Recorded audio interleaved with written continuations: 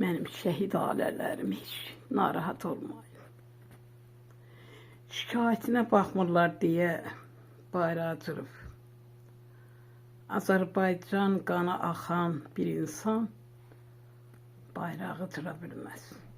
Bu bayrağa görə neçə şəhidlərimiz oldu. Belə hərəkət heç kimin ixtiyarı yoxdur.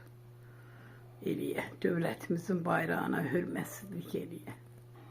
Şikayətinə baxmırlar, get icra hakimiyyətinə müraciət elə. Bayrağı cırmaq nədir? Cəzası mütləq veriləcək. Mənim şəhid ailələrim mütləq onun cəzası veriləcək. Çünki dövlətimiz hər şeyi görür, ədalətlidir, bayrağımız müqəddəsdir. Allah onun cəzası verəcək.